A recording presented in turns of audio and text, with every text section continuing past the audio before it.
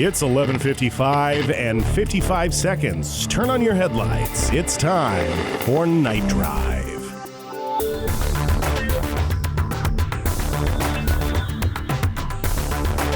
Good evening and welcome to Night Drive. I'm your host, Horace Wexler. It's late and I am feeling great in this little slice of paradise. I hope you are too, wherever you are. Maybe you're in the room in the state capitol, sitting at the negotiation table, trying to iron out those disagreements between DayZ Universe and the state of Florida. Though I would ask, what are you doing with the radio on? Get back to work. Or maybe you're out there in that great big backyard of Fakahatchee, Florida Everglades, especially if you're participating in the Great Serpent Hunt. If you're out there with a flashlight and a machete looking for these incredibly long, agile snakes, feel free to call in. That number is 305-209-9686. For those of you already in the know, you've just got 7 days to kill as many of these invasive Burmese pythons as you can before the government window closes and those snakes wriggle off scot-free. And the potential for quite a lot of money is on the line here, with thousands of dollars being appropriated to anyone who brings in a snake during this period. The longer the snake, the higher the reward. As it is with most things, bigger equals better. Unless it's a metal rod in your leg because you broke it, in which case smaller is usually better. But I know that a lot of you are out there with your ATVs and your golf carts armed with machetes, and I've heard a couple of pistol pops out there as you guys are getting down to it. And also, I got to say, I was in the hardware store just yesterday. I saw somebody buying a lot, frankly, quite a lot of stump remover. And, nobody has that many stumps all of a sudden out of the blue, in my opinion. So I think you and I both know where all that black powder is going to go. Going to send a snake to meet his maker. Of course, the environmentalists are all up in arms, strapped to the nine with pistols to do their part and murder these snakes because the Burmese python, incredibly invasive species. It eats eggs of nesting birds, small gators, crocs, gars, as well as other wildlife that's native to Florida. And so I think in many ways, the environmentalists are just as bloodthirsty as the rest of us, perhaps even more, to see these pythons come in, be hung on that scale with their heads cut off and the blood dripping down, spattering the dust into the asphalt. You see those environmentalists lick their lips. They're hungry for it. Not actually for the blood, but for all the death that goes along with it, which I have to say is a real sight to see. Grisly. Not for the children, but then, you can hunt your first python at any age. There are no age requirements here. Totally open to everyone. So if you're interested, definitely look up some of the rules, and we'll be talking more about the rules, tips, how to get started, etc. tonight. And then nothing will be stopping you. You'll have no excuse. The world is your oyster, and oysters are also something that get eaten by these Burmese pythons. So you can get out there, grab whatever you got, whether it's a hoe or a particularly sharp shovel, cyanide, lawnmower. Last year, believe it or not, there was a big kill with a folding chair. They used some of the moves they had seen from one of the popular South Florida wrestling leagues, and that killed the snake just as good as anything else. So you can get out there with the folding chair, grab it out from under the mat, do a hurricanrama on those snakes. So again, grab your golf clubs, strap some machetes onto your bike tires, or just take a bottle of Ron Rico after you finish it. Swig the rest of the rum on down, smash it against the bar, and take that sharp edged glass right out into the night with you. You got yourself a prime python gutter right there in your hand and a belly full of fire. I think it's important to remember that we're doing this for the planet, everyone. We got to get these snakes, fix the ecosystem, and maybe, just maybe, win some big money prizes in the process.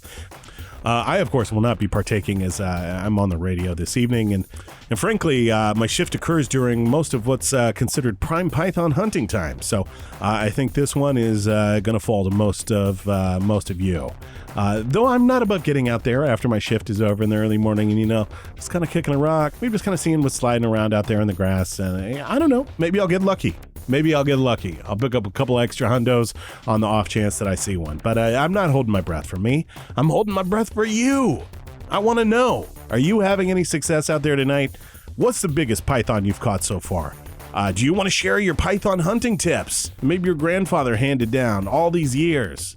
prime old man tips. What's the biggest python you brought in, and how are you having the most success? If you're comfortable with sharing. We know that some of you top hunters hold it close to the vest, and those are some particularly guarded secrets.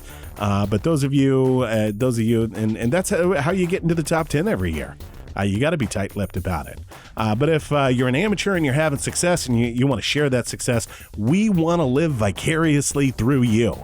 So that number to call is 305-209-9686. Give me a call. I think probably my favorite Python story from years past, though I do like the folding chair kill, was a guy named Darnell Montalero, if I'm not mistaken. And Darnell had a 5-year-old son at the time on one of those, what do they call it? A big wheel. Almost like they got bicycle pedals, but they're low to the ground, 3 wheels. It's not a tricycle. They're cooler than that. But his kid was rolling around in the bushes, and he was using his son to scare these pythons up out of the bushes, get them up and moving, flush them out, And then Darnell would sit up in a tree, and Darnell was a master angler. Master angler. In fact, probably better with a fishing rod in his hand than anything else. It's like when you meet a skateboarder and they can barely walk, but like you put them on a skateboard and they're just genius. Well, Darnell was that way with a fishing rod. He lived for fishing. Absolutely lived for it. And he would describe himself first and foremost as a fisherman, not a snake hunter. But Darnell would sit up in this tree, in this tall tree, and he'd bait a hook with a live mouse on the end of it. And he would just cast it out there, just straight out. And he would treat it exactly like he was fishing. And Darnell had a lot of success that year.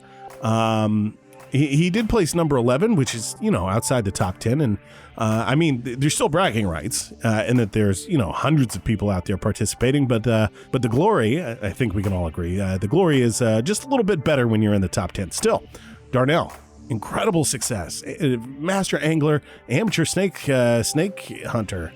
But he did all right. Maybe we'll hear from last year's first place winner, or maybe we'll hear from someone who's leading the charge this week tonight. And that number to call again is 305-209-9686. All right, let's get right into it. Let's go over here to line 1. Go ahead, line 1. Okay, hello, Horace. How are you, brother? I am well this evening. How are you? Who am I speaking with? I'm good. This is Rickney Brofeld. Well, I know you were talking about the snake hunt, and I just wanted to call and share my expertise with the greenhorns who might be listening, who might not have participated in one of these great snake hunts before. Well, you're a class act, Rickney. Real nice guy, looking out for the new folks. People say I'm nice. I don't know that I'm nice.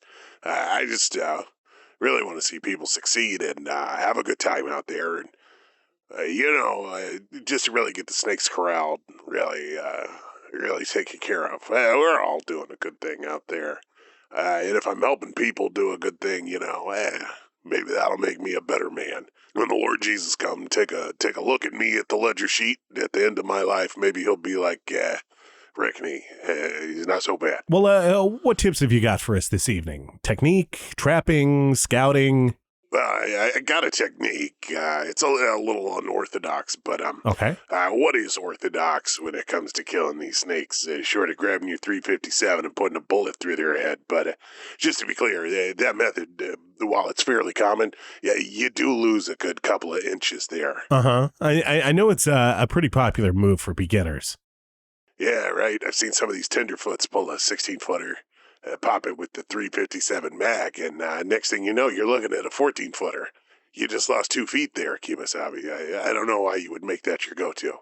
That doesn't seem great at all. Yeah, right. Seems stupid in my opinion, but, it works for some folk, sort of. So who am I to yuck somebody's yum if it kills one of these blasted reptiles? Now, here's what I like to do, Horace, and apologies because I've never really walked somebody else through my process. Hey, no worries at all, Rickney. We're just excited to suckle at the teat of your wisdom. That sounds gross, buddy. How about I just tell you how I do it? Sure.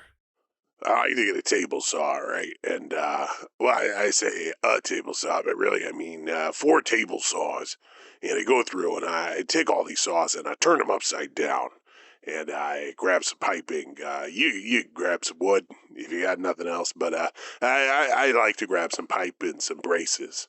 I essentially take these 4 table saws and you crank it up so the saw blades are real high up, I don't know, 2, 3 inches, maybe 4, depends on what you're sawing, but you do want all those saws to be equal, absolutely equal. So take the time, do your diligence, pull out your level.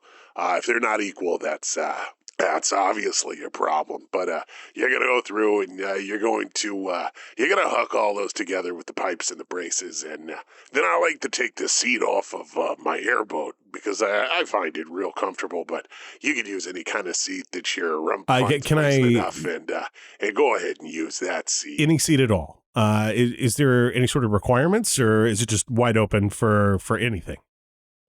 Any seat. It could be a dining room chair without the legs, or whatever you want. Okay. You just, you want to stay low to the ground for stability. All right. And I bolt that down and brace that onto those pipes.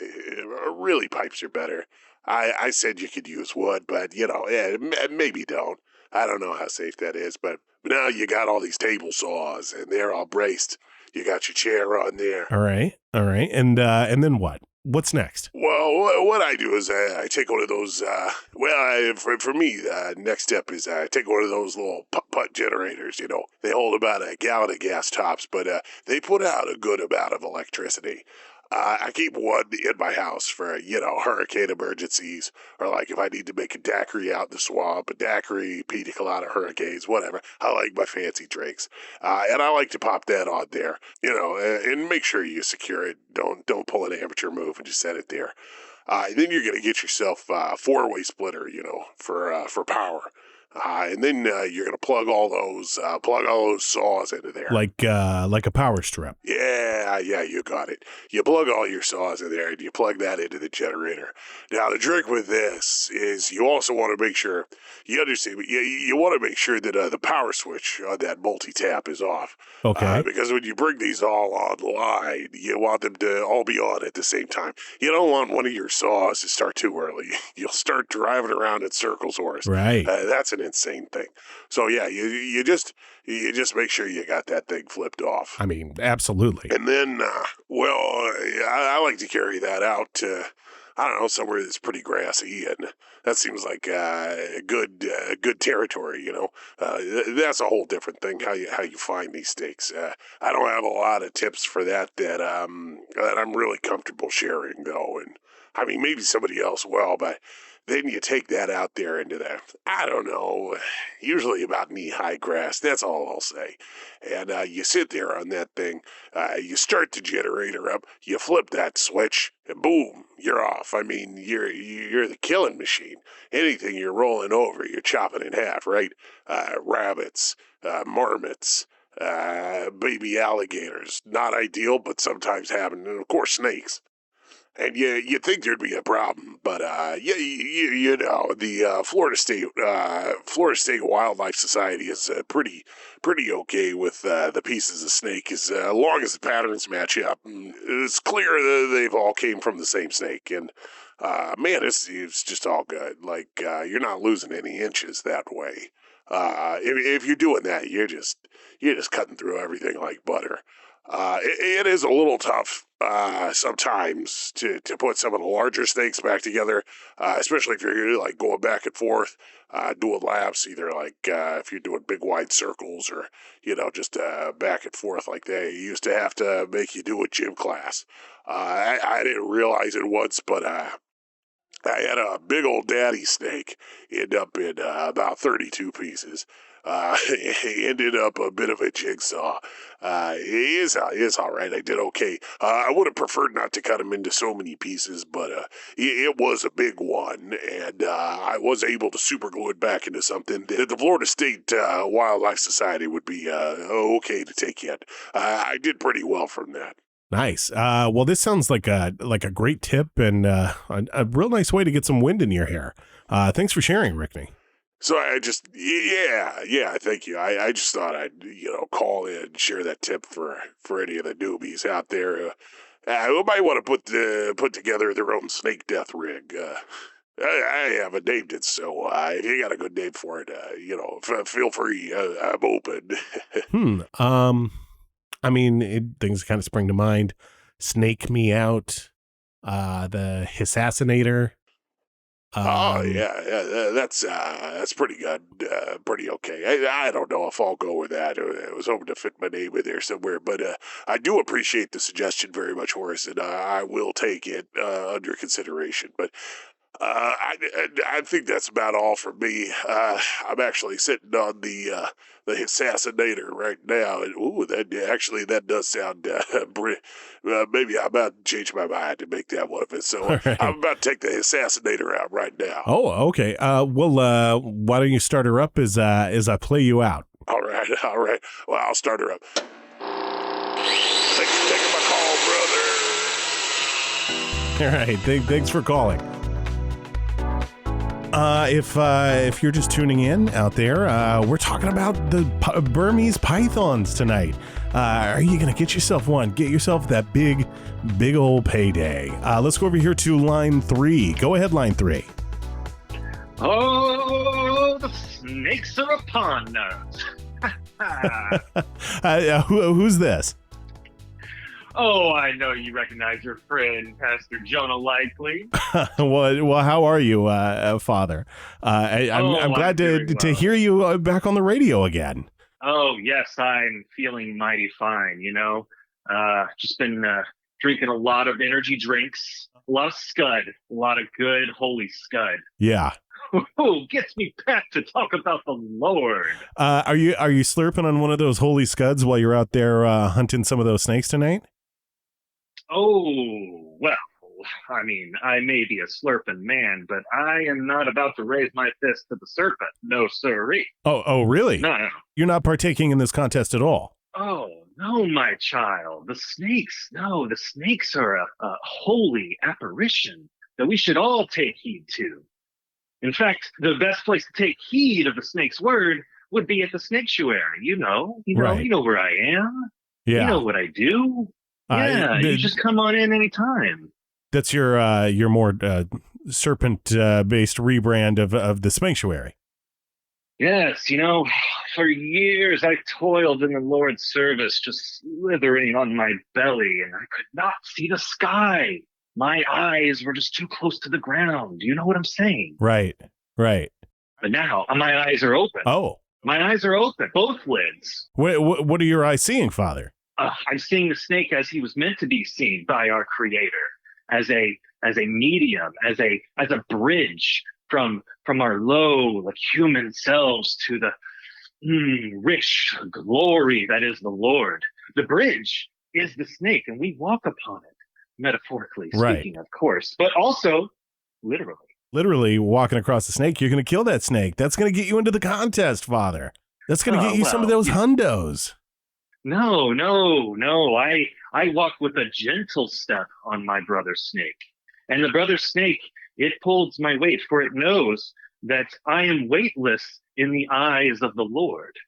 Right. And you can see me walk across the snake every Sunday. Every Sunday. I'm good. I got a lot going on Sundays. I understand. Hey, it's a lot to take in. And it will take time for you to shed your skin. But I swear to you, when you let go of those past ways and you embrace the Lord in the snake form, it's just pretty, it's pretty cool. Father, can I ask, the snakes you have at the Snaketuary, are any of these Burmese pythons? Oh, well, are they like mostly garden snakes you've got there, or do you have any of these snakes that people are out hunting? Our doors are open to all peoples and all reptiles. Right. I do not discriminate. No, I offer Snaketuary to anyone or any creature that the God has created. Got it. So like, yeah, I would not be much of a father if I cast out my children. That would be you got any big ones over there? big ones. Like, I guess I should say long ones, because everyone knows the Spanktuary and now the Snaketuary has big ones. You got any long ones? I guess I should say. We do have some. We have some quite lengthy performers here. Right. At the Snaketuary. Yes. Wait, what are you saying? Like 15, 16 feet? Oh, at least. If they weren't a foot, they were a yard. Oh, Father, that is easily a grand right there. I mean, I don't know that a 16-footer is going to put you in the top 10 based off of some of the ones that have been brought in the past, but you're stepping on money there. Oh, our snakes are grand, child, but they are priceless. Are you doing anything to keep hunters out? I mean, these Burmese pythons. They're as good as money once you kill them. This seems very valuable. Are you doing anything to keep hunters out? Are hunters even bothering you? Do they respect the sanctuary that the Snaketuary gives to snakes? Now, we have had a few run-ins with some of these hunters. Yes, sir. But as our policy has always been, you cannot touch the performers, but the performers can touch you. So anyone who comes through our doors, they give you a firm pat down. Right. I'm not letting any dirty boys into my school. So security's been able to sort of handle it so far, keep things locked down. Oh yes, so far so good. It helps that one of our performers up the front is one of these big snakes, one of the biggest. It's quite something to stare into the eye of a snake and try to deceive. You see, the snake's eye, it peers straight into the soul. Right. And as soon as that telling tongue comes out and points in your direction, you would not dare to try to cross the threshold of the Snaketuary with a 12 gauge running down your leg. No, sir.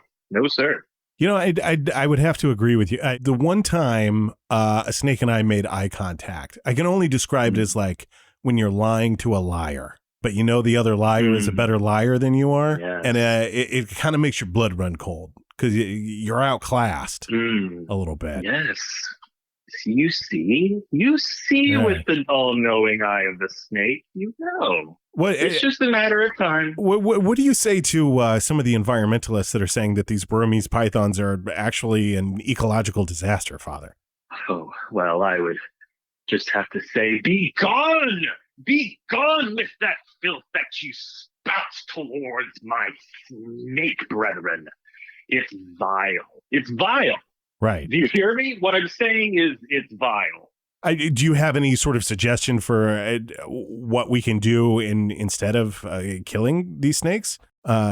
These serpents, I should be like specific because it's not all snakes. It's only some very specific snakes. Yeah, look, if you look into our past, I don't think you would ever see an instance where, calling out one specific type of anything and persecuting it did any good for anyone. Right. And I will not let my snake brethren be persecuted either. I will stand with them or lay horizontally with them is what I would do. Mm-hmm. I know there have been, some reports coming out that sort of preceded this contest of people sort of being trapped in their home due to an overwhelming number of Burmese pythons, or there was that python that grabbed that baby. It didn't eat it or anything, but it definitely took the baby and hid it from its parents for a while, which seemed, pretty evil because they were pretty panicked about it. Yes. What do you say to these people? Like these people are not, I don't think they see Burmese pythons or snakes the same way you do. Well, I do think that you are automatically taking a stance of vilifying the snake, which has been done since, the beginning of time. But I think the snake has been misunderstood. I think it's a symbol of God's love for us. One snake takes one baby and suddenly all snakes are bad. But let me ask you, were these good parents? Because I would venture a guess that maybe this snake saved that baby from a terrible home. And perhaps that baby's in a better place now. Right. So some of these people that have been like, I've been tormented by snakes, who have been really struggling, you think maybe they're just being tormented by God's love? Yes. God's love can sting. There are plenty of stories of a wrathful God, but his wrath is out of love.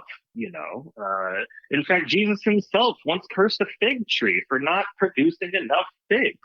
Right. Sometimes it takes a strong hand to lead your flock. I mean, that fig tree was an absolute bastard, if I may weigh in on it.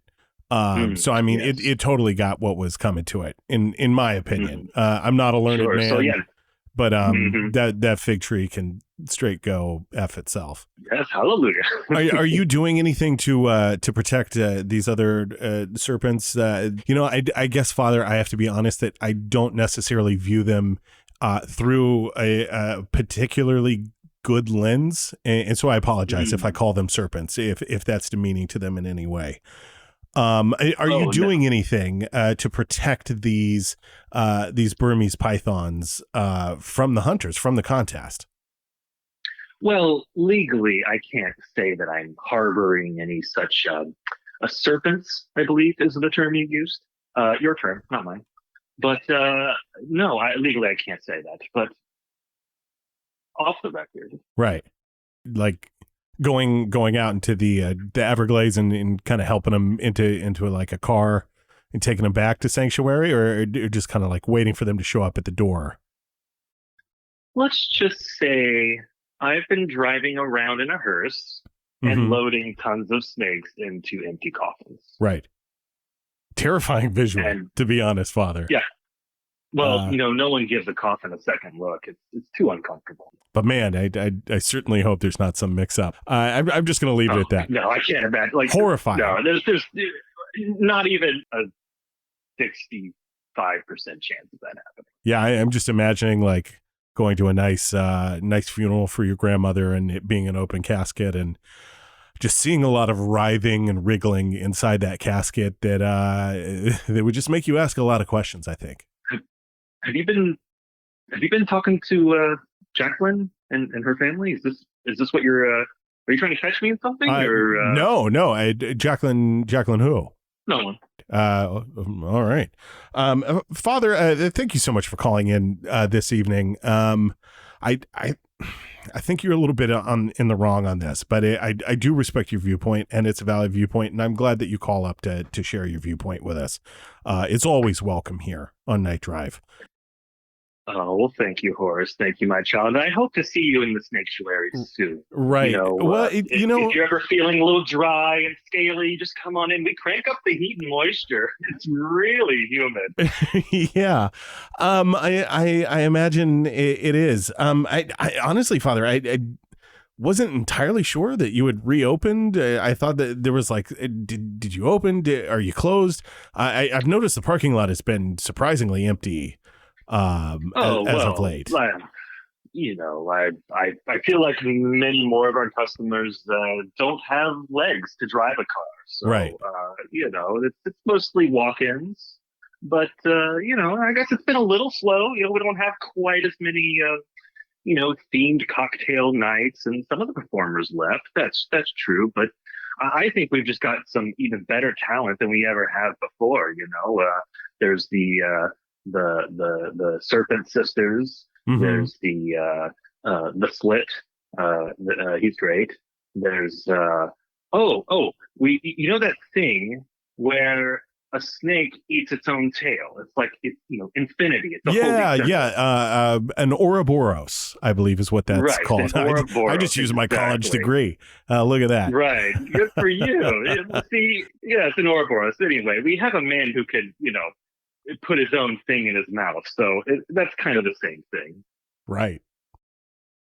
All right, Father. Well, I wish you a very good evening. Thank you so much for calling in. And I don't know. I don't know. It kind of seems like you need the money a little bit. So if you want to join the hunt, I don't think anybody would think less of you.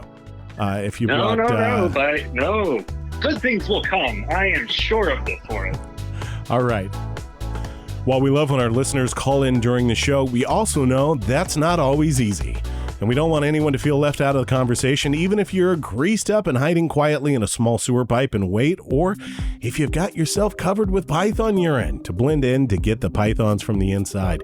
So for folks like you, you can email or tweet at us, just like Risp Quality Meister, who tweeted at us at Night Drive FM to say, Horace, I'm only an amateur competing among much better snake hunters, but I'm proud to say I do a little better every year. My number one tip is to rent or build a log costume and pretend to be a log. Not even snakes notice a log, so I've been able to get nice and close to some of these pythons. And only once has someone tried to tuck soup into my costume's holler, which was a good laugh for the both of us once we stopped screaming. Love the show. Thanks for taking time out of your busy hunt to email us tonight, Risp. Sir Briston Mopes emailed us to say, Ahoy Night Drive. I find myself much engaged with the concept of participating in the fantastical local snake hunt happening within this very township. Such a diversion from the ennui of the common rigmarole has captured my attention immensely, and I've had my manservant begin the preparations. I do wonder perhaps if any of your more rough and tumble listeners, perhaps ones considered as the very salt of the earth, might take it upon themselves to consider a potential team-up for to vanquish the mighty serpents. Potential allies will find that I am both quick of wit and fleet of foot, and should please send word to me at my estate. That guy's gonna die in the swamp. I would not send word. I have to agree with my producer on this. Maybe sit this one out, Briston. It doesn't totally sound like your kind of thing, to be honest. Kunga Davida hit us up on Instagram at Night Drive FM Insta to send, whoa, okay, that's a big one. That is a massive python. Oh my gosh, that's got to be 70 feet, even without its head. Okay, in the description, Kunga says this is a 68-footer that she caught underneath the fanboat dock and beat to death with the heel of her Louboutins. Hashtag snake harm, not snake charm. Wow. Well, Kunga, I have to imagine you're going to stack enough paper from this catch. You'll be able to get a second pair of Louboutins or at least a Birkin bag. That's nice work. That is, wow. That's a contender. If that is from this year, ooh, that's easily top 10. Nice work, Kunga. All right, and if you're just joining us this evening, we're talking about the Python contest. Are you getting your hands on one of those Burmese pythons out there, bringing it in for a big prize? Let's go over here to line 4. Go ahead, line 4. Horace, hello, my friends. Who is this? It is your friend, the friend of your audience, Royston Bongdonor. Well, how are you, Mr. Bongdonor? How are you this evening? I'd like to say I was doing rather well, but unfortunately, this town is overrun with the snake. Have you seen all of the snakes? Yes, it is quite a lot of pythons. Have you heard about how many there are out there, though, really? A lot of speculation, I think, but none. It's too many. I don't know if your listeners are aware, but there's too many snakes out here. Yeah, too many is anybody doing anything about the snakes? Well, that is what the contest is about, Mr. Bongdonor. It's people are out there finding snakes, bringing them in, getting rewards. The bigger the snake, bigger the prize. Oh goodness! Yeah. Oh, I see. Oh, are you not participating? No, I'm sorry. I've not been listening to your contest. I've been on the front porch with my guns. Right. Just aiming them at the snakes. Happily, none of the snakes have attacked me just yet. I think they see me and they take me seriously. Are you just holding them off? Like yes. Right. A lot of steely glares in their direction, and they see my guns, which, by the way, I can lift. So they see my guns and they slither away, which is more than I can say for the snakes that previously occupied this town. Nice. So you've been lifting the weights a little bit, pumping the irons. I've been pumping all of the irons I can find. Right.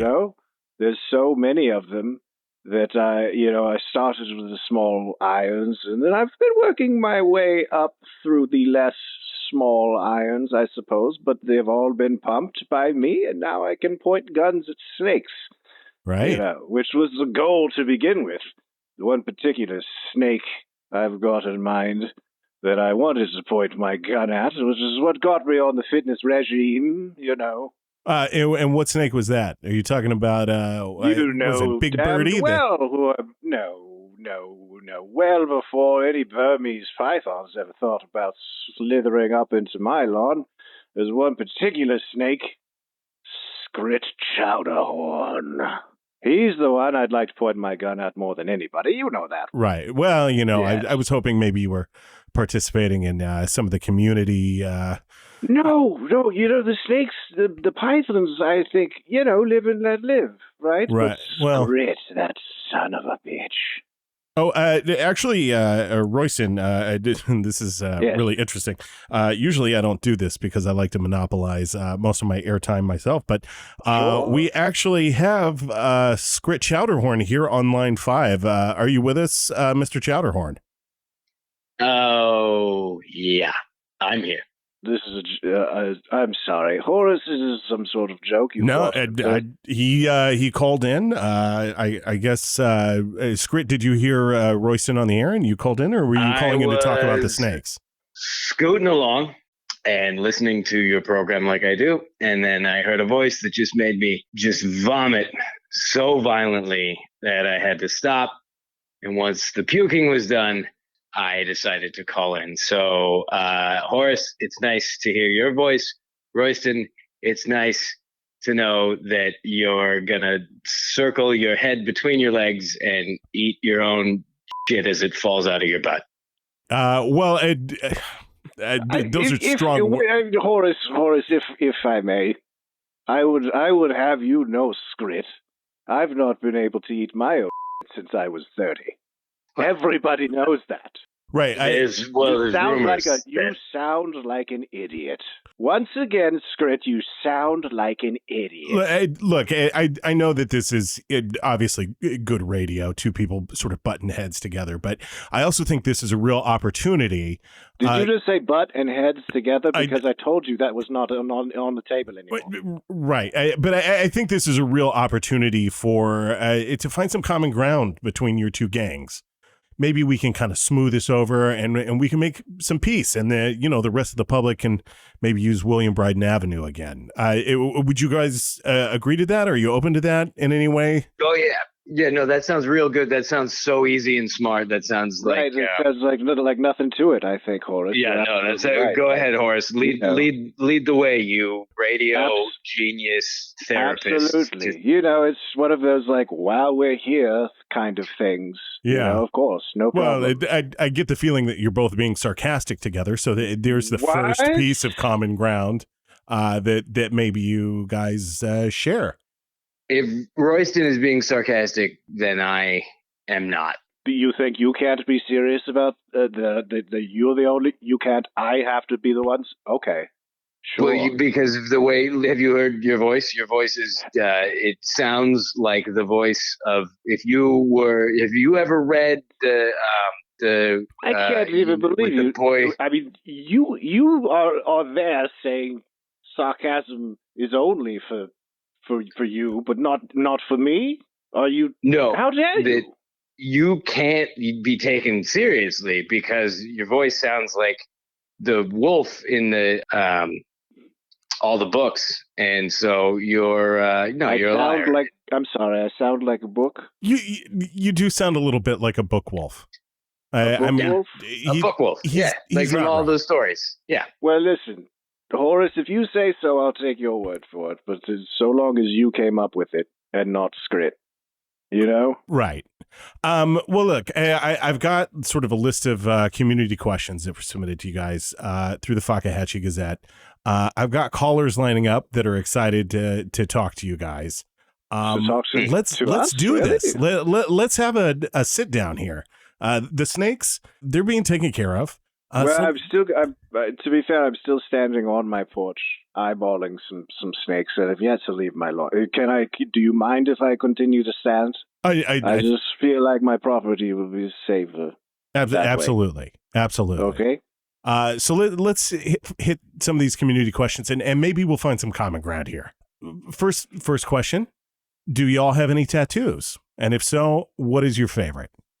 Either of you guys got ink? Well, Royston has a tattoo of a guy who looks like the worst thing you could ever imagine a human to be, but it's on his face. And no, I don't have any tattoos. Oh, Next question. okay. Royston, do you actually have any tattoos? I once again, you're woefully inaccurate in all of your statements there, Skrit. I have 4 tattoos. One is it's Paolo. It's the name Paolo in Arial font. Right. It's the name of my ex-wife's fake Peruvian boyfriend. It's the most recent of my 4 tattoos, but I will say it is, to answer your question from the community, it is my least favorite. Yes, that would be my least favorite one. Well, no common ground there, as far as I can say.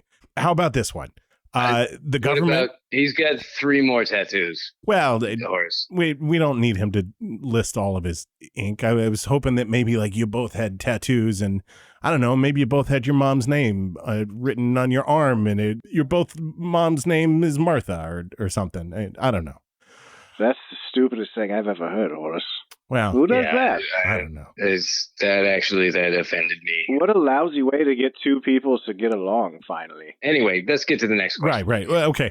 Well, the government obviously has erected a security barrier around the Shonies. Now, who's got the best early bird special in town?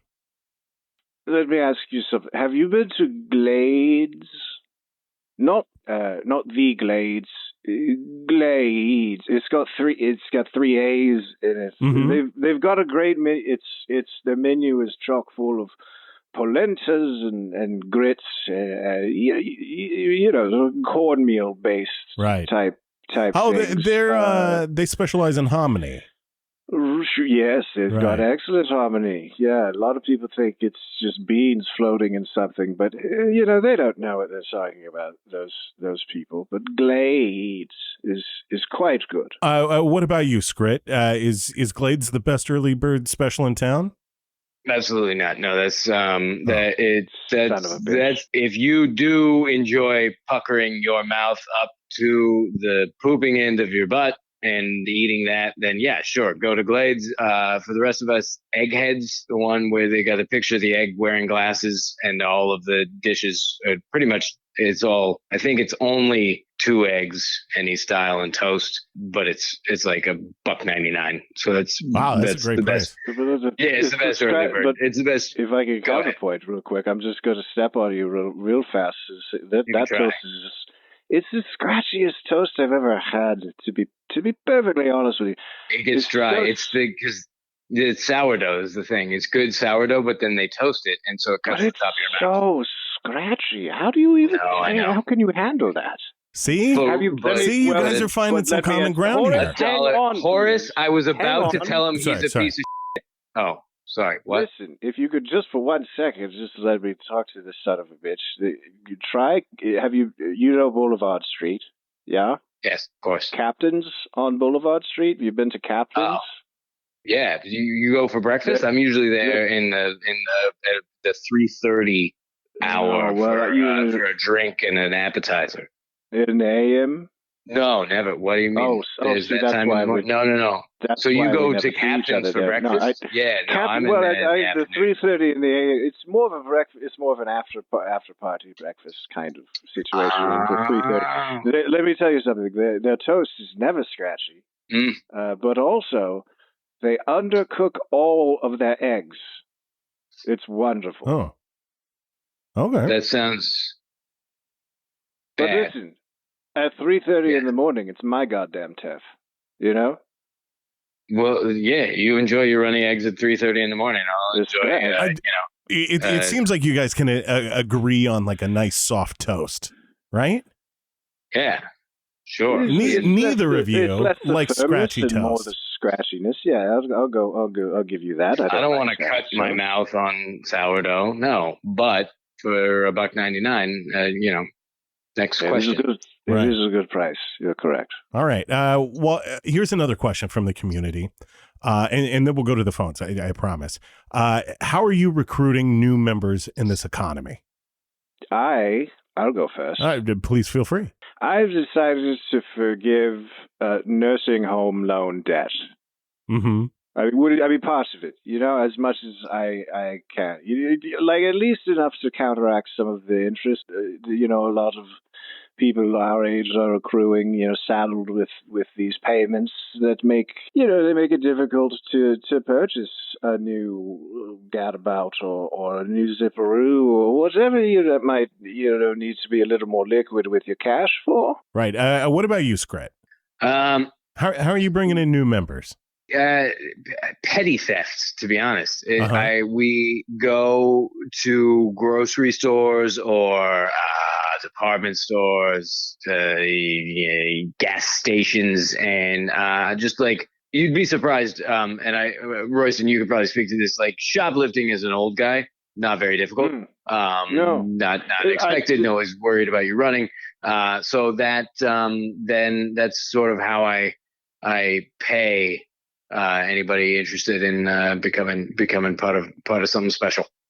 The only point I would add to that is that I don't even consider it shoplifting. I feel like I've earned it, Mm-hmm. Yeah, no, I certainly, morality-wise, it's never even a thing. I've got no problem with it whatsoever. Soft toast, shoplifting.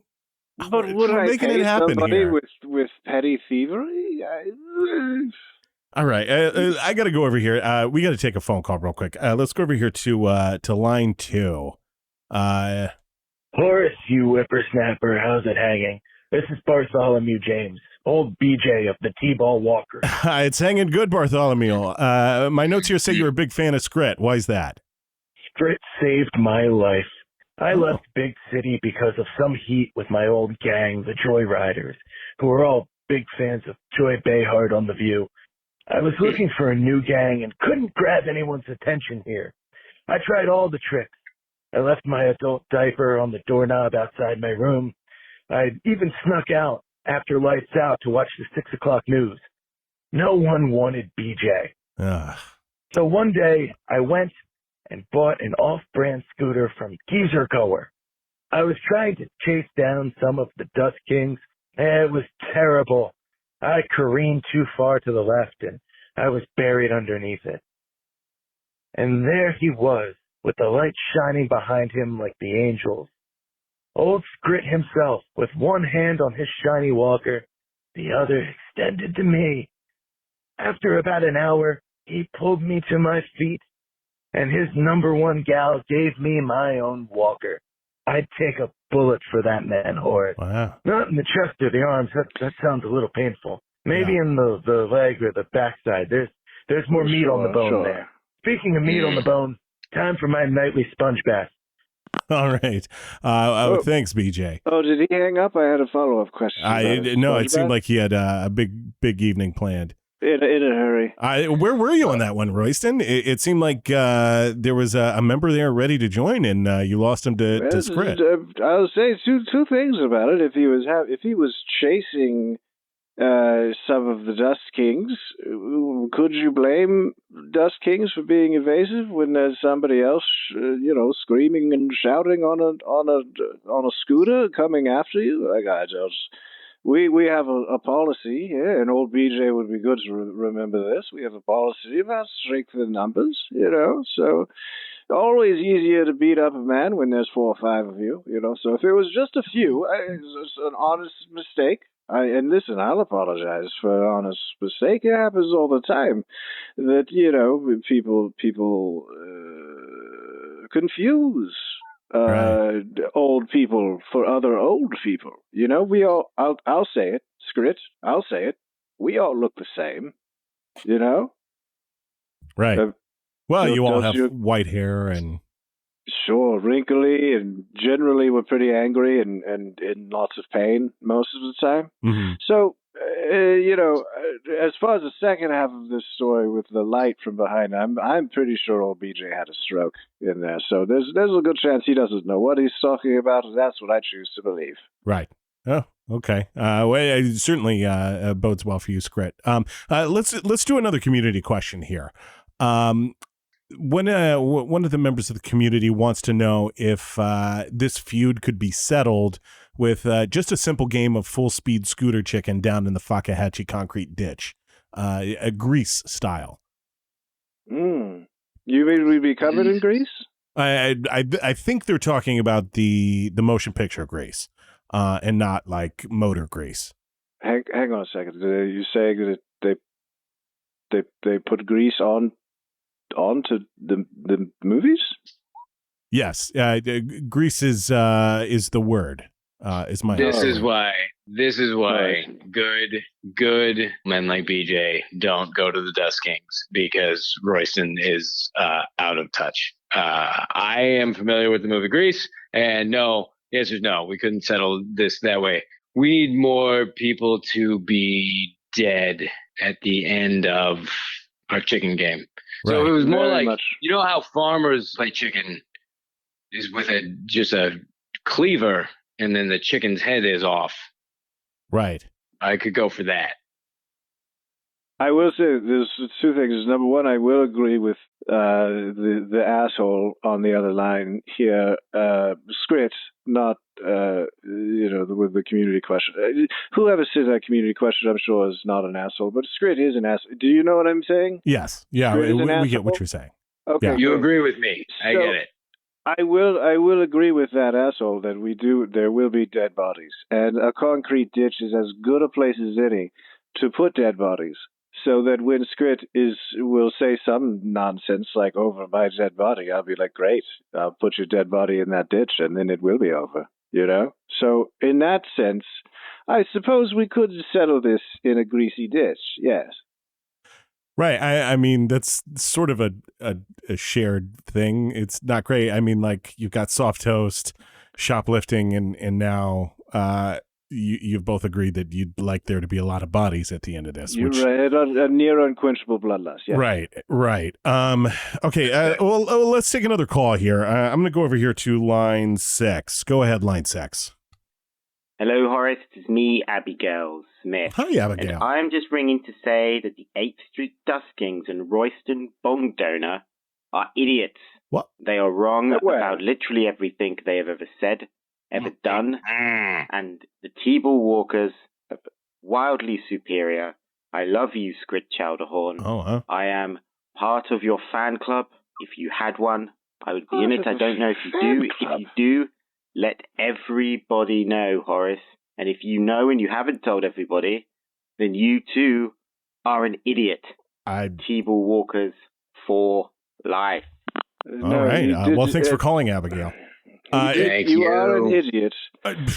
Do you guys have fan clubs? I mean, I guess that's... Listen, if you don't have a fan club, Skrit, please, by all means, I would just get everybody who supports you to put the name on a piece of paper for me. Just sign up with the names, put the addresses and where to find them. That would be great. I would be Royston, happy if you to get a hold of that list, Skrit. Oh, the list of everybody that you care about. Put it on a piece of paper and mail it to... I'm at the house with all the pythons in the front yard. You can find me. Yes. If my enormous fan club was scared of you, then that would be a problem. But if you were to go to facebook.com to the Skrit Chowderhorn fan page, which there's a name that somebody else gave. I haven't found it. But yes, I've got a fan club. It's very big. It's not Do you afraid think of there's a Royston. reason why you haven't found it? You think because it doesn't exist, or because you're some sort of idiot? Pick one of those. Those are the only two options. You're an idiot, or it doesn't exist. I don't know that he has to pick one of those options. Let's just say...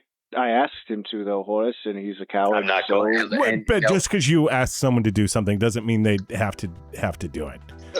Well, I mean, that's not how radio works, Right. Horace. I don't want to tell you your job, but he's an idiot, and he can't find it, and it doesn't exist. All right, my producer is signaling me that we have to go to a commercial here. So we'll be right back with Skrit and Royston right after this.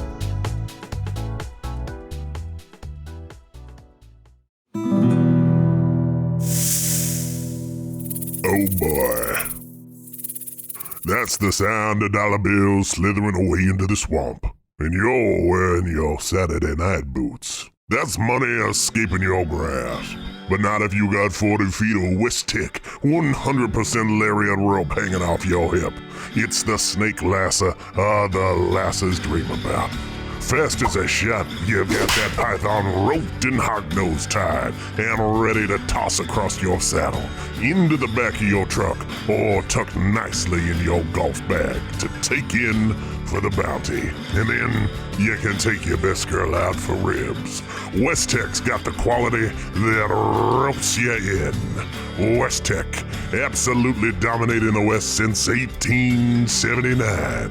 Now try Westtech's new Manatee saddles for the wettest ride you'll ever experience.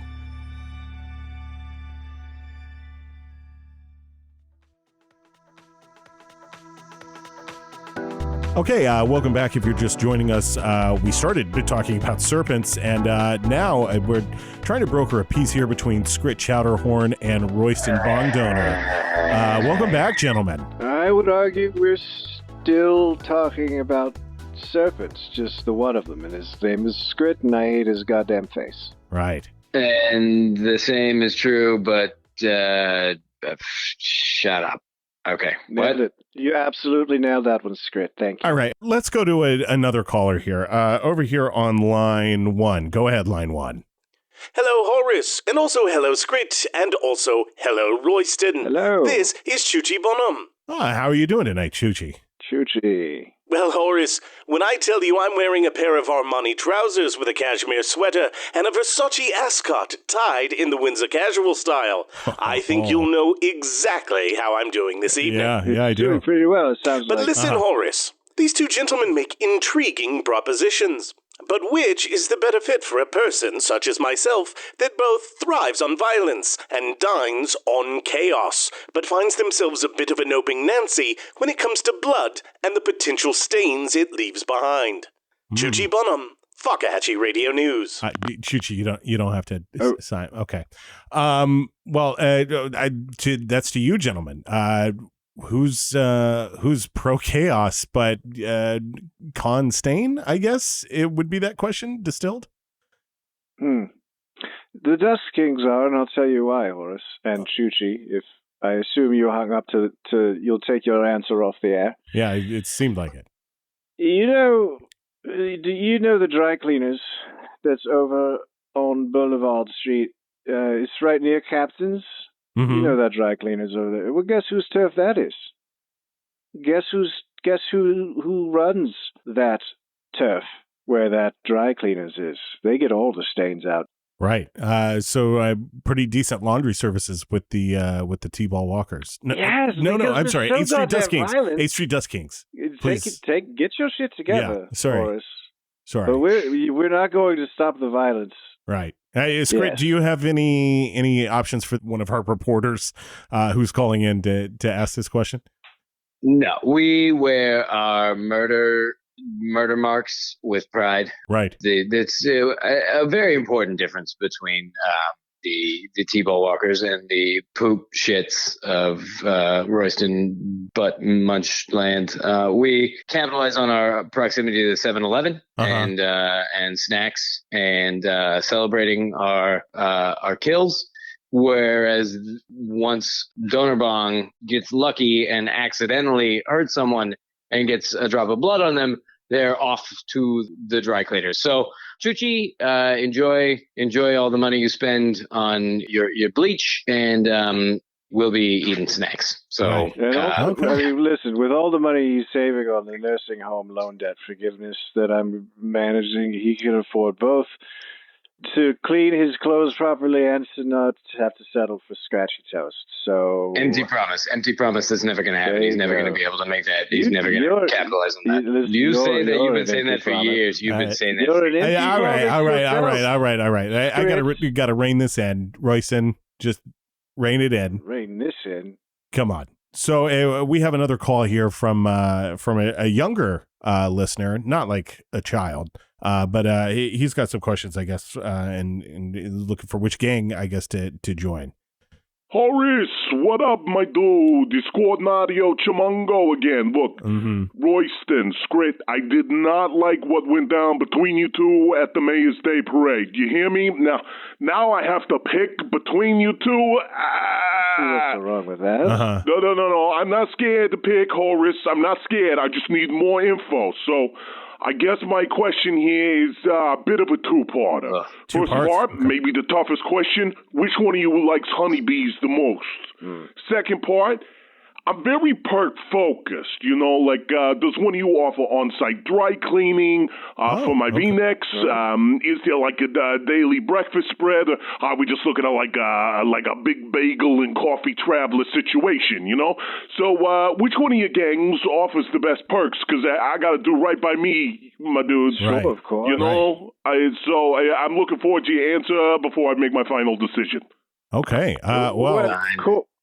Coordinator, I feel like I've already answered a handful of your questions, but I will answer a couple of the specific things that you came up with. Number one, I don't care for bees. I won't act like I do, and I feel like that is a trick question. But in terms of other perks, I'll real quick. Let's get Royston. Hold on. Let's get Skrit's opinion on bees here. Let's take this as we go. So, Contra, Royston is above natural order of things, he thinks, whereas I understand that bees are very important. I will also say I enjoy a barefoot walk through clover, and goddamn honeybees make that so hard. So I am better than Royston with regard to bees, but I keep them away from my feet. All right, go ahead. You respect the bees, you just don't want them near your feet. That's right. That's exactly right. Whereas stupid Royston doesn't understand how honey is made and how flowers grow. He's stupid. Do you know how honey is made, Royston? Do I know how honey is made? Go ahead, Royston. Tell them all about how honey's made. Honey is made when the bees build a nest and then they inside of it. I mean, that sounds right. I feel so good right now. I feel so good about myself. Why? Right because you're horny for bees? You sick bastards. You're gross. All right, let's not kink shame here. Let's take the second part of Coordinatio's question. Which of you offers the best perks? I know we've touched on this so far. Royston, you've said dry cleaning. Dry cleaning, yes, yeah, and Skrit, you've talked about snacks. Sounds. Is there anything else that the gangs offer for potential members? Well, we offer better transportation because it's very easy to jerry rig a walker when push comes to shove. Right. And so as far as like quick accommodations, we're top notch. Royston will lie about when you can get your scooter and just lie about everything else. He's a liar. He's a snake. He's a cartoon wolf. I think we covered that at the very beginning.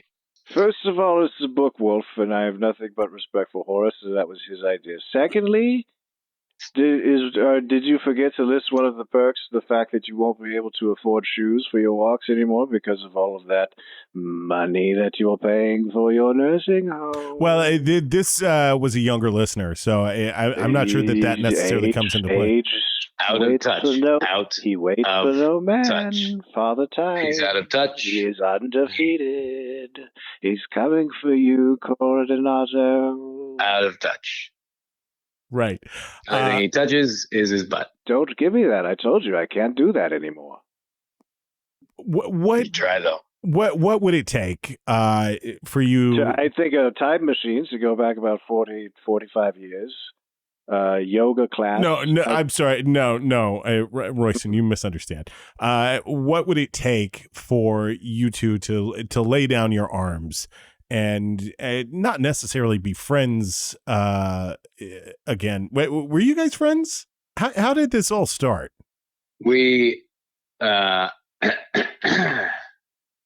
we were acquaintances. We knew of each other at a certain point. Yes, right. I would say. May have walked in similar circles, I suppose. Sure. Yeah. Yes.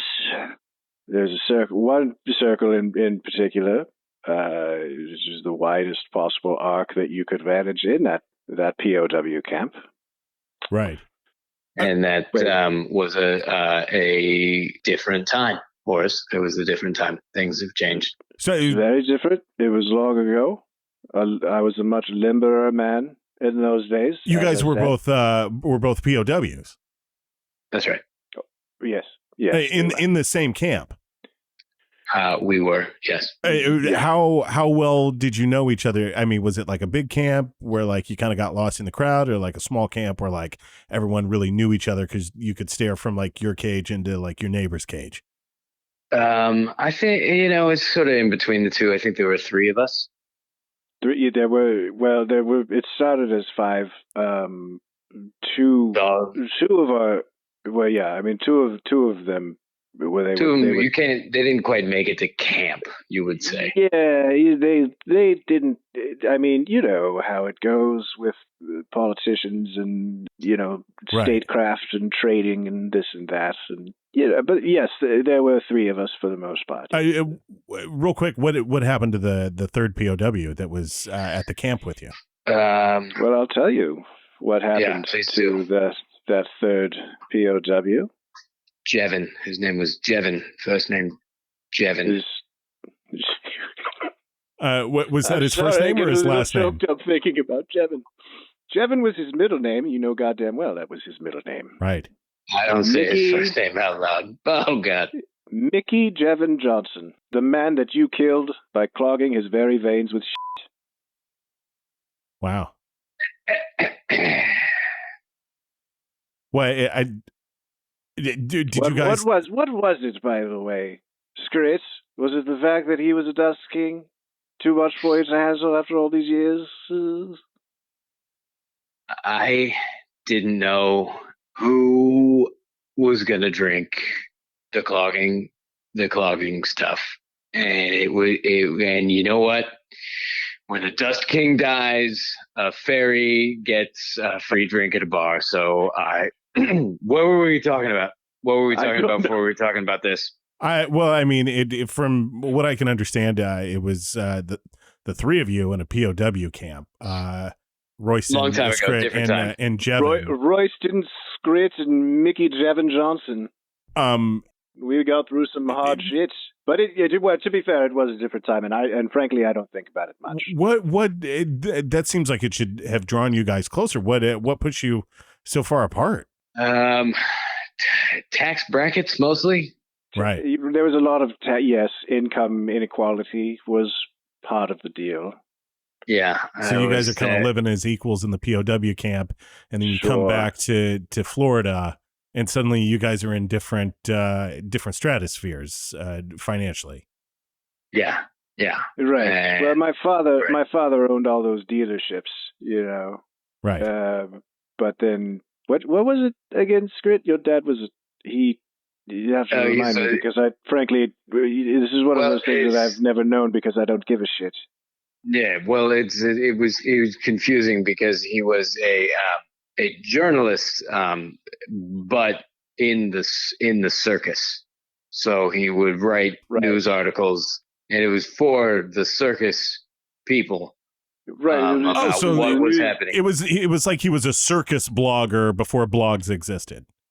That's right. It was the circus news, but like he would write one piece of paper and make copies, and the other circus goddamn freaks would like a trade magazine. I feel like you might be giving him too much credit, Horace. Why? I'm just trying to wrap my head around it. So you guys are in different financial stratospheres. How did that? I mean, you guys are killing each other on the streets. Like parts of the town are trying to join different gangs because they think it's going to make them safer or cooler or whatever.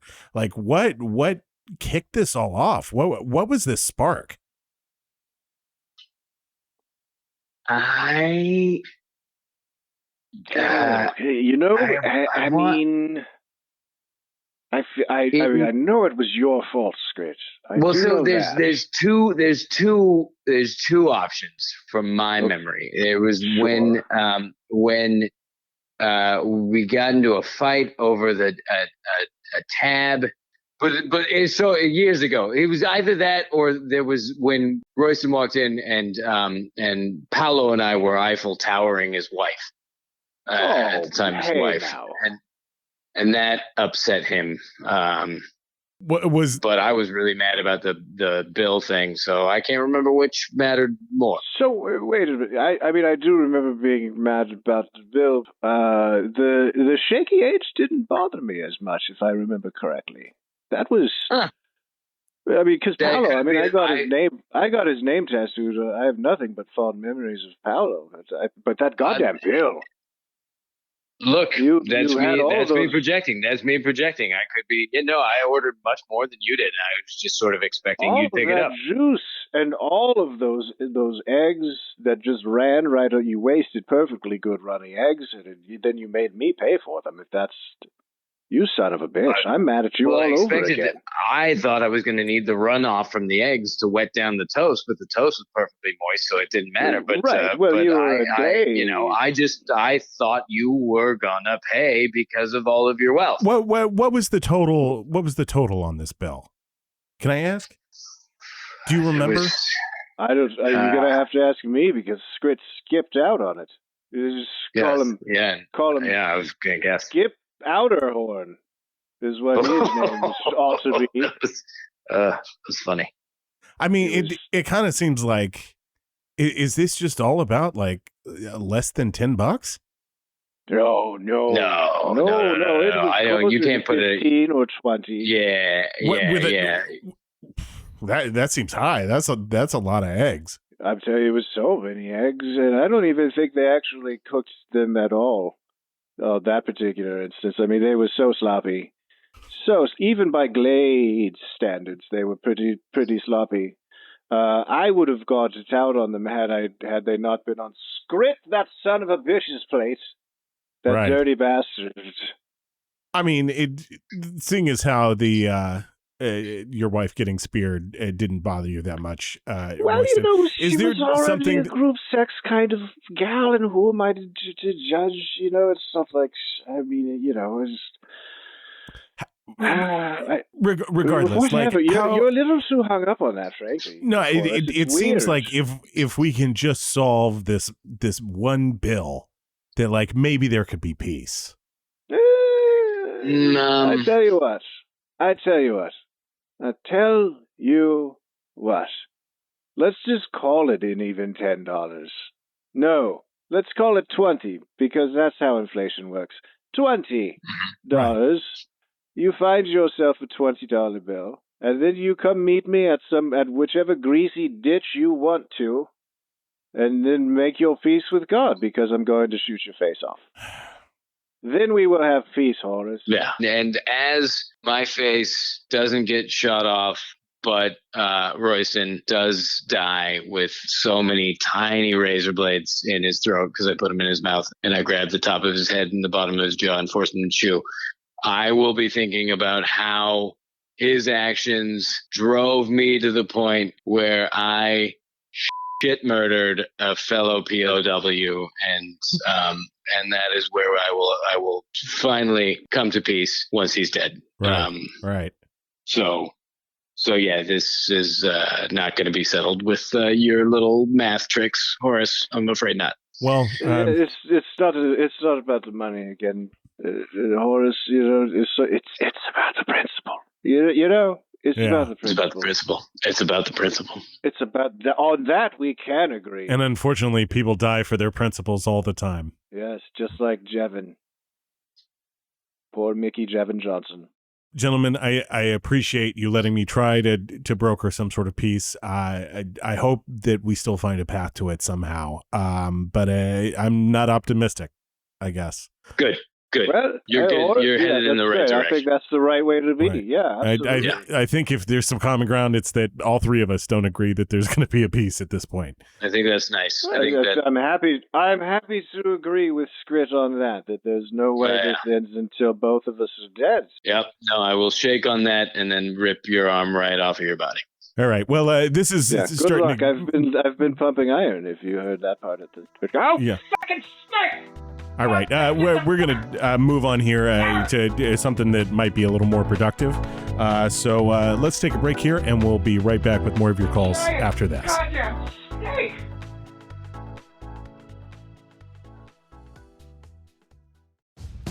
Have you been injured by a python hunter? Have you been shot, exploded, or just lost a toe due to improper use of a razor-sharp shovel? I'm attorney Mike Hammer. I hate snakes, but I like justice, and I love big paydays. Mike Hammer got me $112 after my face got split open by a snake hunter improperly using a whip.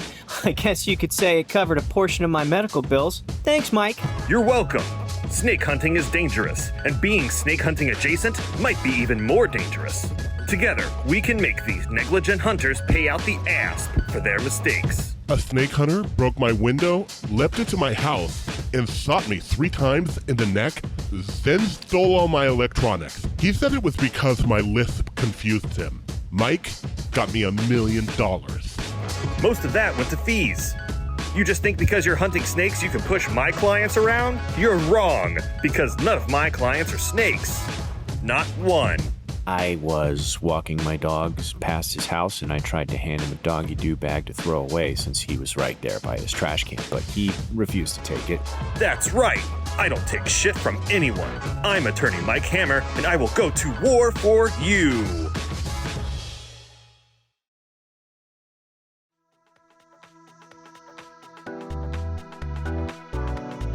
All right, we've had a big evening here already. Let's see where some of the other callers might fall between Royston Bongdonor and Skrit Chowderhorn.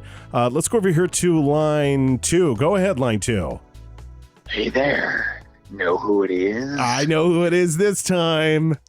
It's Hot Sauce Man. Yeah. That's right. Yeah. I know, because you do the creepy voice when you call up, but then you do a lot of laughing afterwards, and it feels uncomfortable, but then, a little comforting. Oh, is it predictable? I'm just saying you've done it a couple times. I would say it's like totally predictable, but it's like a routine. Oh, but it strikes fear, though, right? Like you're scared when you hear it. No, I mean, right? it's more like when you go see the Scorpions and they play the hits. Like you're gonna see or hear rather "Rock Me Like a Hurricane," but everyone knows it's coming. I want to make this clear. So you're hearing, Hot Sauce Man, and then there's like a cold chill that goes up your spine, and you're sweating. No, I feel like it's more like here we go. Oh, like a buckle up, but not like a buckle up because things are about to get dangerous. More like when a mom is about to put her seatbelt on because she's about to rush to get the kids to school. Oh, well. I mean, she's going to drive fast. Luck. I have got a whole new thing that I do now, where I'm gonna, now you're gonna hear squishing noises, and you don't know what it is. The Hot Sauce Man's got some. Is it a body, or is it just some tomatoes that he has out making for a salad? Oh man, I hope it's the salad. If I had to pick between the two, I'm really pulling for salad. I mean, it's the salad, but imagine if it was the body. Ooh, I just got a chill. That gave me the chill. Good. Yeah. Oh, still got it. Well, Hot Sauce Man, obviously, we've got, I was hoping to broker a peace here between Royston Bongdonor and Skrit Chowderhorn. Doesn't seem like it's happening. In fact, things are potentially becoming more fractious. So as a resident of Fakahatchee, I'm assuming you live here and you don't, commute in to do your murder. Which gang leader do you think you would find most fitting if you were going to sign up with a gang? I'll be honest with you. Like, I really don't go for either one of these guys. I'm kind of more of an independent. But if I had to choose one, Skrit Chowderhorn really just does come across as more of a, he's less of a kamikaze. You know what I mean? He's not the kind of guy who's going to, take you and the rest of his posse in there, and just go ahead and blow everything all to hell. You know, the T-ball walkers, I don't appreciate them. I don't like them, but at the same time, I will certainly take them over a Royston Bongdonor anytime. Yeah, so that's just me. As far as I go, I don't like people who make DUIs, and don't like scooters. Never have. You're referring to the incident where Royston hit a bunch of parked cars, and I lost his scooter, I believe, before getting his very fancy fast one now. Blew it up. Yeah. From what I heard. Right. That's what I read in the paper or the TV. I read it in the TV because that's where you find out stuff. What could Royston do to sway your vote? To really get your machete out there and do some business for Royston? Anything? Look, him and the 8th Street Dust Kings are all a bunch of psychos, all right? I mean, I wouldn't be surprised if he had some C4 underneath one of his walkers or something like that. I mean, for God's sakes, you know, they're madmen, all of them. And the amount of paperwork because of them, it's madness. I don't want to have to deal with any of that. Yeah, I mean, it was such a disaster at the Mayor's Day parade. Oh boy! When what's his name? I'm already forgetting his name. When Da Vinci Code died. James Brown. Yeah, James Brown. No, that's not right. You know what, James Brown? It was not only a fantastic singer, but also an incredible writer. James Brown has been dead for ages. That's what you Come on. Please don't write into the station saying it's Dan Brown. We know it's Dan Brown. So listen, let me tell you something. Since we're on the topic, you know, have you listened to a bunch of James Brown stuff? Man was a legend, all right? And heck of a mover. You know, I could see you really enjoying James Brown from somebody who's really into Buster Poindexter's Hot, Hot, Hot. Oh, boy. Oh, don't get me I can see you've got that rhythm. You know what? Can I go ahead and since I have you on the phone, can I go ahead and just put in a request now for Hot, Hot, Hot? Can you play that when we get off the phone here? Well, I end the show and go right into some mandated buzzing that I have to play. But after Good Morning Sunbuns tomorrow morning, usually there's a block of music. Usually I'm asleep by that point, but I could leave a Post-it note if you'd like. That would be great. Yeah. Okay. Go ahead and leave a couple. That way maybe they'll play it more than once. Okay, so just any James Brown? Well, I mean, now you got me on Buster Poindexter, so now I'm kind of at that, you know, so just really hot. And if you just like 2-3 times on that same rotation, because then that way, in case like I'm that's not good for the listeners. You know that, Hot Sauce Man. We can't play hot more than one time in a row. Like nobody's going to sit through that. Man. Hot Sauce Man's got to hear Buster Poindexter. Right. Hot. Well, get on the iTunes store and buy it for yourself. I think you're going to enjoy it more that way because we have to play the radio edit. Let me just ask you something. Now, if maybe next time I called, if I opened with playing hot, would that be the kind of thing that would just put a sense of fear in you and really make your eyes, quiver and make you question everything you know about life? You know, here, I like the idea. I would need a slower tempo. I would need a different key, and I would probably need like a really soulful female singer so that it's like real creepy. Well, now you're talking about me getting like an acoustic or something like that. And I mean, I'll be honest, a lot of the people I come in contact with, I murder. So it's not like I can ask somebody, mid-torture, hey, would you mind laying down a track for me before I go ahead and cover you in hot sauce and murder you? I mean, you're putting me between a rock and a hard place here. I mean, maybe you could try Fiverr. I'm sure there's some musicians that would take your gig on Fiverr. Well, that's the thing. Then they know me, and then I have to go find and murder them, and so like that becomes a whole thing. Yeah, that's true. They would be able to track like who used it. Yeah. Okay. Well, look, you're the serial killer here, so you obviously know your business much better than I do. Yeah, that's right. Hot Sauce Man knows about killing people. All right, Hot Sauce Man. Well, we got to keep moving on. I've got another call here that I want to get to tonight. But thank you as always for calling in. And I don't know, it feels weird to say happy murders to you. What do you say to somebody that you know is like a stone cold killer to like wish them a good day?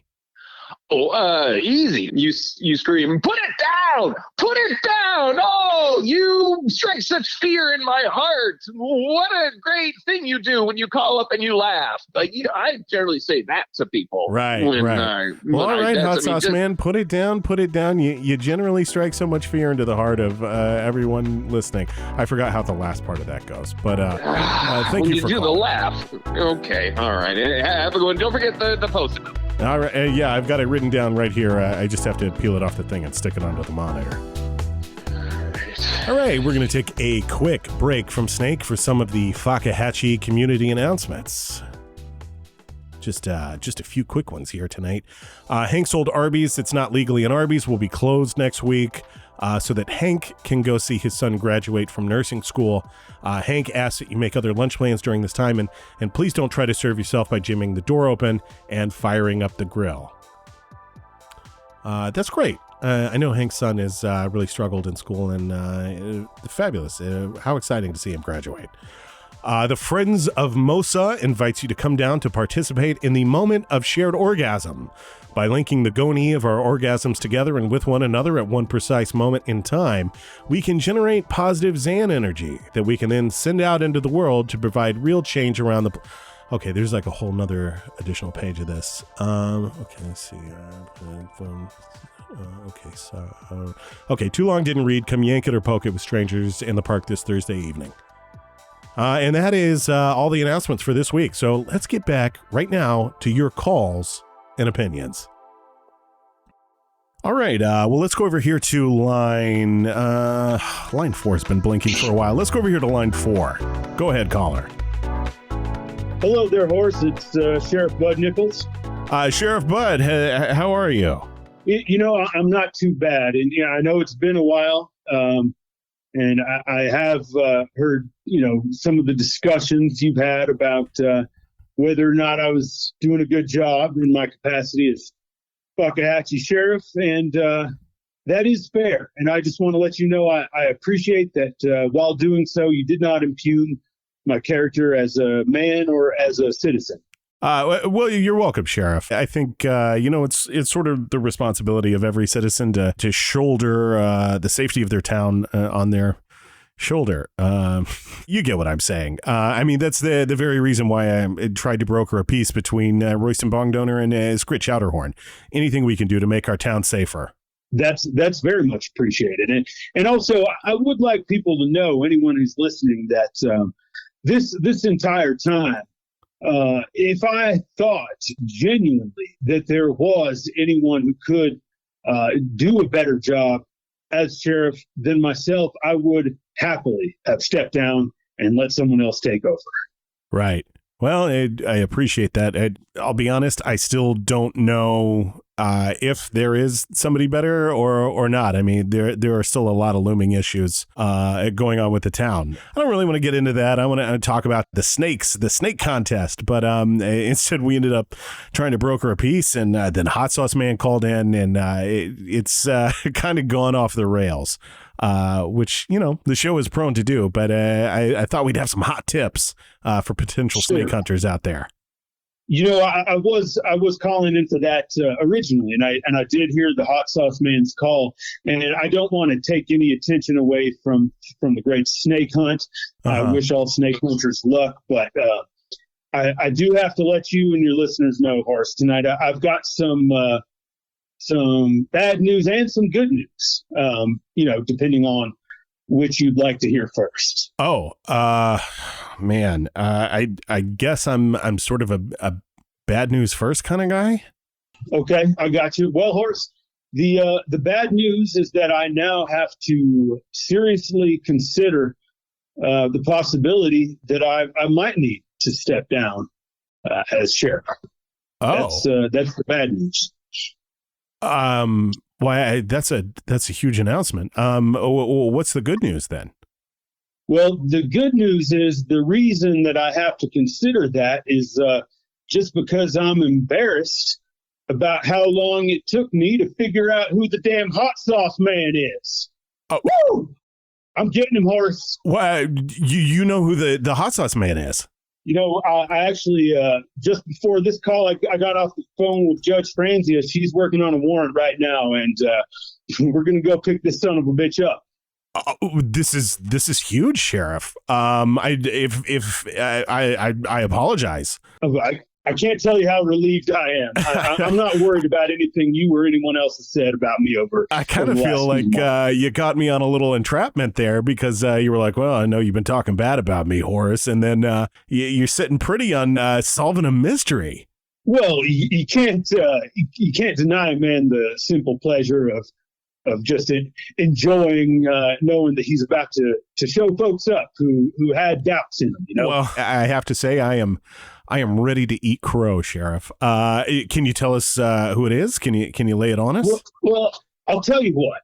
I've been listening to the show because someone did tip me off that the hot sauce man, or at the very least, someone claiming to be the hot sauce man, had become a somewhat regular caller to your program. Right. He developed a strange obsession with me. Early on, I remember he seemed to be real into you, Horace, and that was kind of why we were all kind of keeping an eye on things and keeping an ear on the show, to be honest. Right. And I got to tell you, his voice always sounded pretty familiar to me, but then I know he's on his little super villain kick, and he's doing his whole thing. And I heard him mention he's doing voice exercises before he calls in to make himself sound more scary. And I think that's what was throwing me off and keeping me from recognizing whose voice it was that I was hearing on the show.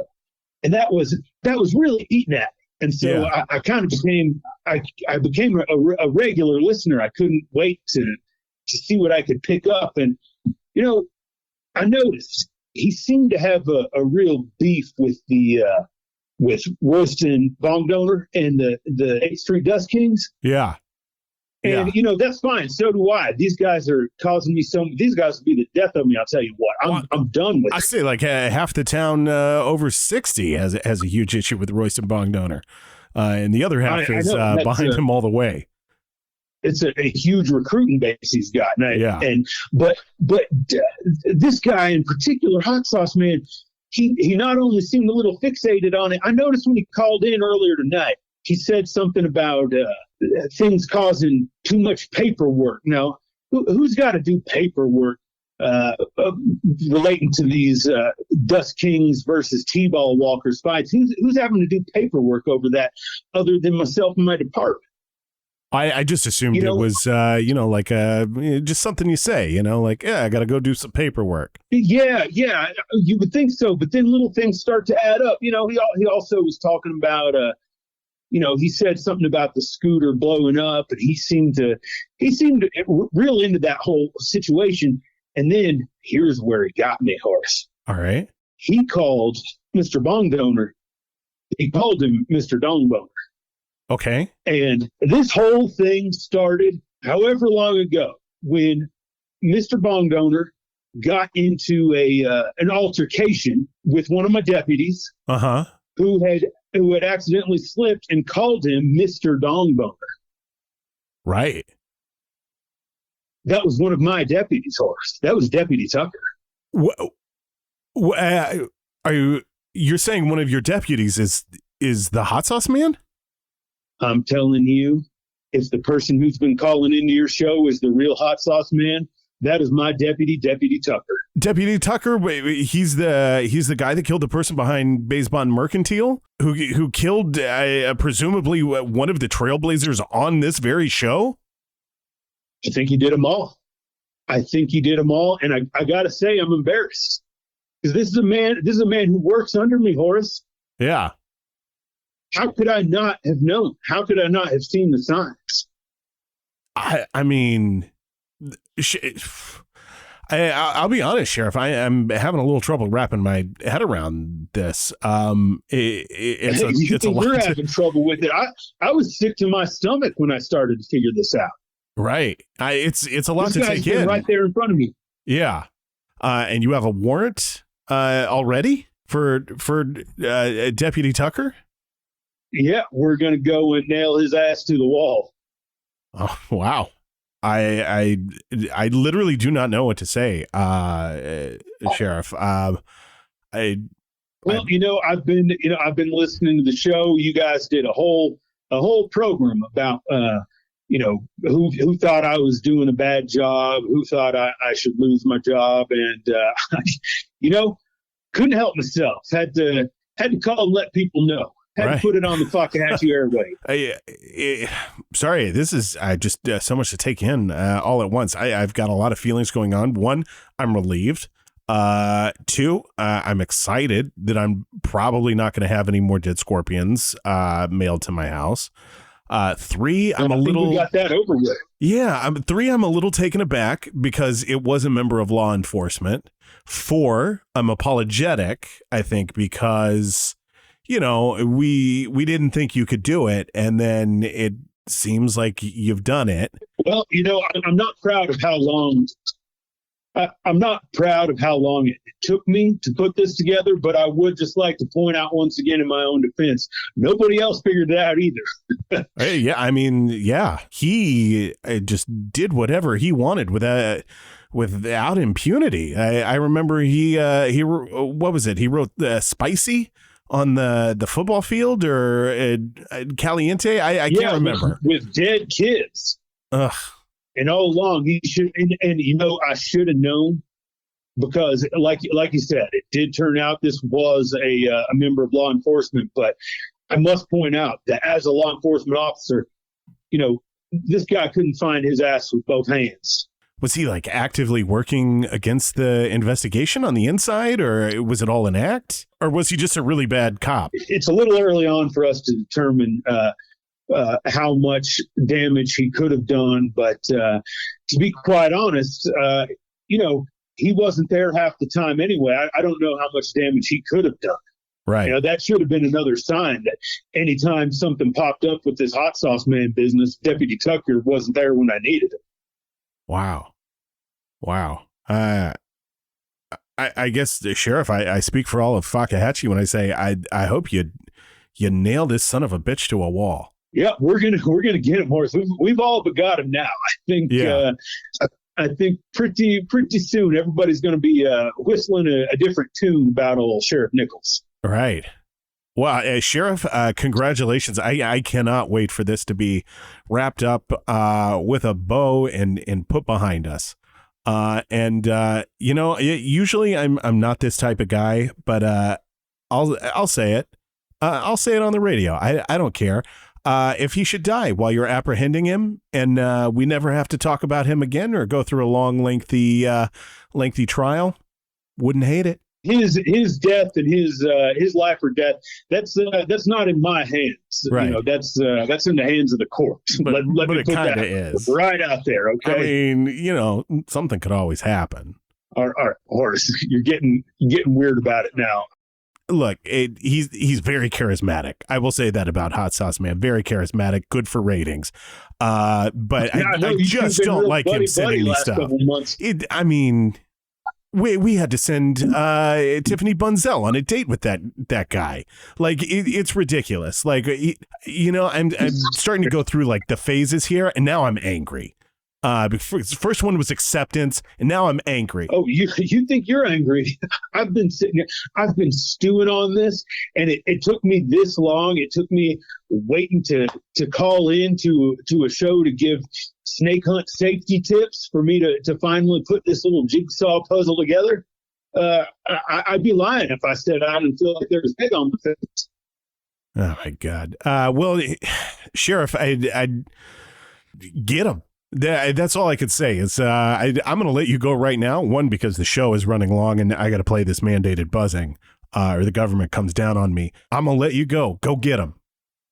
It's time to do the thing that you do. Thank you for this opportunity to have my little moment of redemption, if you will. And, anyone going snake hunting, please be safe. And please know you will be able to snake hunt peacefully without fear of any shenanigans going on because of the hot sauce man, because he's not going to be running loose for too much longer here. Fantastic. I think I'm now in the third step, which is like relief, like acceptance and then anger and sort of relief. I don't know. I got a lot to process here, I think, Sheriff. But we got to get off the air here pretty quick. But go get him. Go get him. All right. Talk to you later, Horace. I got me a crimson nail. Thank you so much, Sheriff Bud Nichols. Oh, my goodness. Look at the time. And my producer is absolutely asleep behind the glass with his earphones half off his head. Good Lord. That is going to do it for Night Drive this evening. We obviously didn't start out where we ended, but isn't that always the case with the best journeys? And, you know, while we couldn't broker a peace, just maybe our town got a little safer this evening. Good Morning Sunbuns with Tiffany Bunzel takes over at 5 o'clock tomorrow morning. Tomorrow morning, Tiffany's got Florida's best hair replacement doctor, who will show that he's not afraid to put hair on anything. The director of Beef Kickers has some pointed words for the late Mother Teresa. Mark Wahlberg drops by to talk about why he's decided to look more like Ike Barinholtz as he gets older, and Tiffany will discover the exciting new things you can do with a simple tangerine. All of that coming up tomorrow morning at 5 a.m.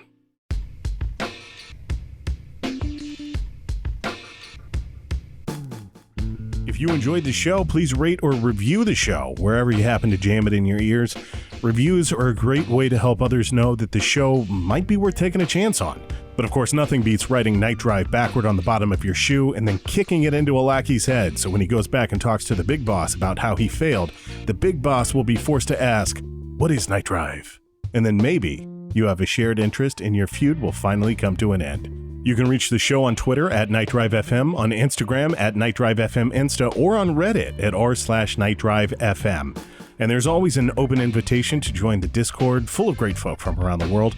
We're always talking about something in there. It's almost never about the show and almost always something to laugh about. Currently, we're excited for the new season of Taskmaster and talking about She-Hulk. To join the Discord, don't be shy. Just reach out, ask for an invite. We'd love to have you in there. Want that Night Drive look? NightDriveMerch.com will take you to storefronts where you can get shirts and stickers and the Season 1 Night Drive poster, which you will definitely want to get 30 or 40 of if you're trying to use it as wallpaper. Night Drive is produced by Michael Truly and is hosted by a man who refuses the popular dichotomy of both push and pull, and so he'll remain in this public restroom for just a little longer, Horace Wexler. Oh man, the callers brought all the pomp and circumstance that you could expect for a show of this sort, which is actually very little. Eric Toms, Evan Gaustad, Clint Gage, Casey Redmon, and Clayton Meeks. I'd also like to thank our lightning callers as well. You all help make the show possible by helping make the show. # you do the work. Also, a very special thank you to our musical guest, Butt to the Max with the Fart Fart Bunch, for giving us access to their back catalog. Evan and Clint have a new podcast that features a lot of the Night Drive callers turned writers as they host a podcast based on their novella, Oh Shit, Vampires. It's got a bunch of different comedians writing different but connected chapters. We'll be hosting an episode of their show in our feed soon, but if you just can't wait, I encourage you to check it out on some of the places that podcasts are heard. Our producer, Michael Truly, was on there just last week, if you'd like to hear him talking about the chapter that he wrote. Well, that is going to do it for us here tonight. Thank you for spending your wee hours with me. It's 5:30, and until Tiffany takes over at 5 o'clock, here's 4.5 hours of government-mandated buzzing that I am, frankly, a bit late getting to. I do hope that's not going to bite us in the ass. Until next time, I'm Horace Wexler. Keep night driving.